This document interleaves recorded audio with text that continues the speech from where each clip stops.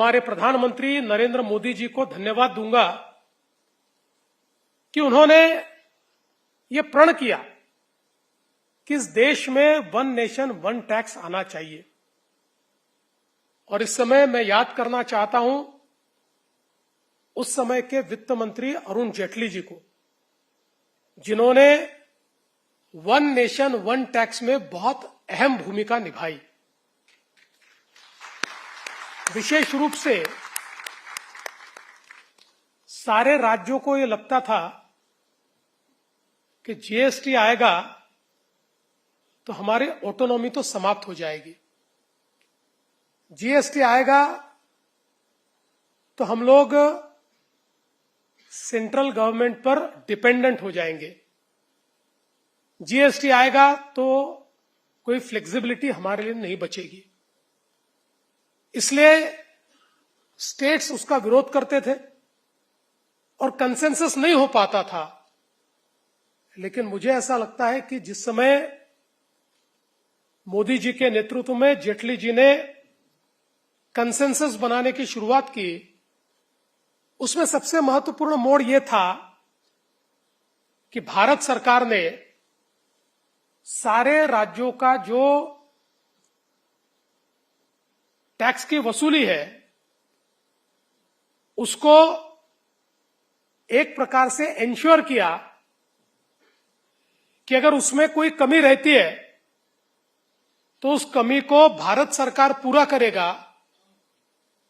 और इसमें भी मैं ऐसा मानता हूं कि सबसे बोल्ड स्टेप यह था कि जिस समय भारत सरकार ने कहा कि 14% ग्रोथ रेट के साथ अगले 5 साल के लिए आपका रेवेन्यू हम इंश्योर करते हैं।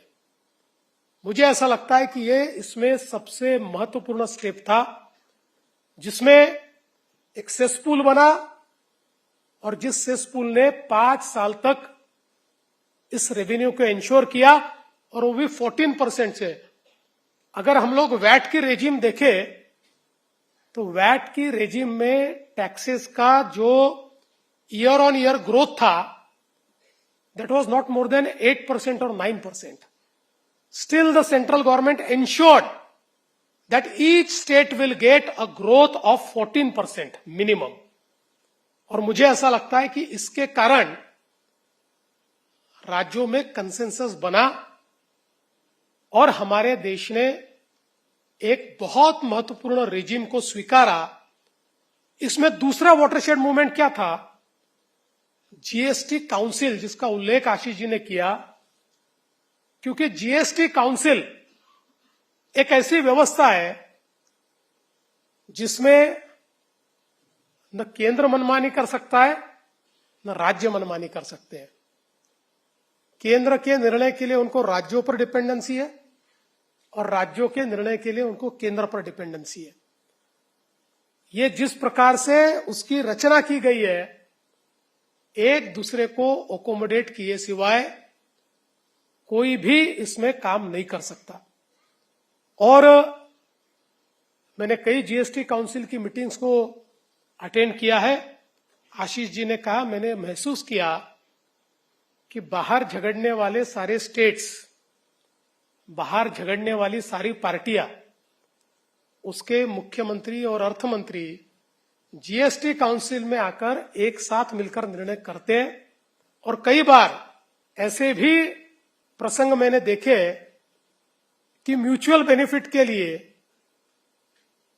सेम पार्टी के लोग अलग विचारों में और अलग अलग पार्टी के लोग एक विचारों से अपनी बात रखते हैं, क्योंकि उन स्टेट्स को उसका फायदा होता है। तो मुझे लगता है कि अगर रियल कोऑपरेटिव फेडरलिज्म इस देश में या दुनिया में कहीं देखना है तो उसका उदाहरण जीएसटी काउंसिल है, जहां पर हमको रियल कोऑपरेटिव फेडरलिज्म देखने को मिलता है। Audio Jungle.